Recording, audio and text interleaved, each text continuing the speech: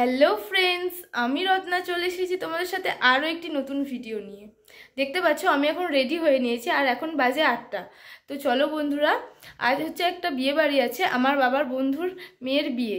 তো আমরা সকলে মিলে সেখানেই যাচ্ছি, গিয়ে খুব মজা করব বিয়ে বাড়িতে। তো বন্ধুরা তোমরাও পুরো ভিডিওটি দেখতে থাকো, আশা করছি তোমাদের খুব ভালো লাগবে। তো চলো বন্ধুরা, লেটস গো। এই যে বরবাবু রেডি হয়ে গেছে, এখন আমরা বাইক নিয়ে বেরিয়ে যাব। বিয়ে বাড়ি যেতে প্রায় 15 মিনিট মতো লাগবে। তো চলো বন্ধুরা, তোমরা পুরো ভিডিওটি দেখতে থাকো।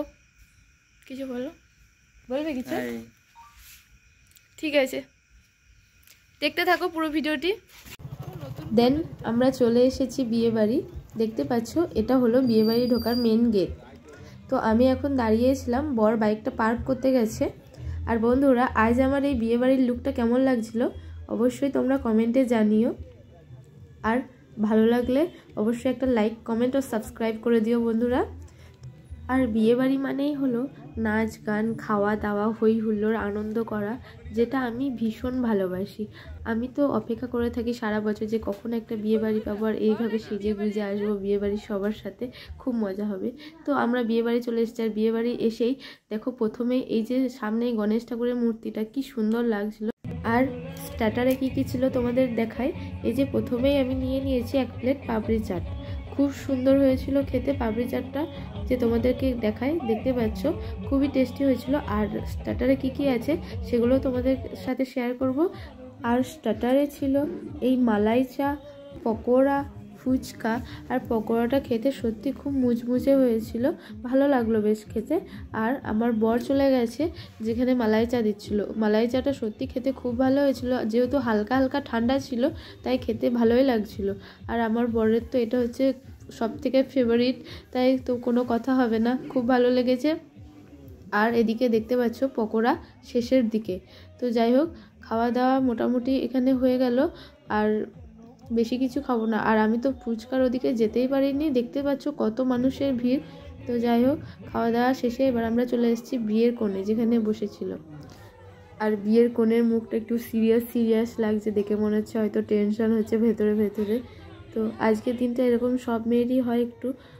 আর আমাদের দুজনকে কেমন লাগছে অবশ্যই কমেন্টে জানিও বন্ধুরা। তো আজ এই বিয়েবাড়িটা এসে আমার সত্যি খুব ভালো লেগেছে। আরও একটা ভালো লাগার জিনিস তোমাদের সাথে শেয়ার করছি।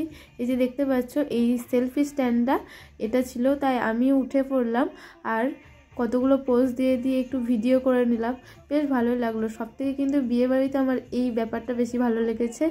যাই হোক, এবার আমি যাব বিয়ের মণ্ডপে। অলরেডি বিয়ে বসে গেছে, তো এবার সেখানে যাব আর তোমাদের সাথেও শেয়ার করব।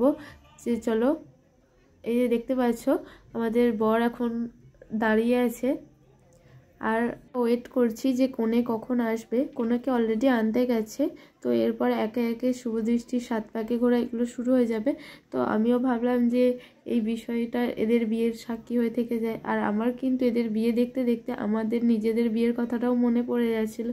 এটা দেখবে সবারই হয় যে বিয়ে দেখলে নিজের বিয়ের কথাটা মনে পড়ে যায়। তো এই যে আমাদের কনে চলে এসেছে, এখন 7 পাকে ঘোরানো হবে। জায়গাটা একটু ছোট ছিল তাই একটু অসুবিধা হচ্ছিল। তো যাই হোক, 7 পাকে কমপ্লিট হয়ে গেছে। এবার শুভদৃষ্টি, বেশ ভালোই লাগছে দেখতে বিয়েটা।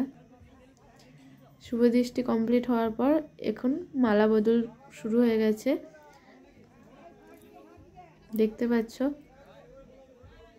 অ্যাট লাস্ট আমি বিয়েটা শেষ পর্যন্ত দেখতে পেলাম না, সিঁদুরদানটা দেখতে পেলাম না, কারণ ততক্ষণে 11টা বেজে গেছে। আর আমার বড় ওদিক থেকে তাড়া দিচ্ছিল যে খাওয়া দাওয়া করে এবার আমাদের আবার বাড়ি ফিরতে হবে।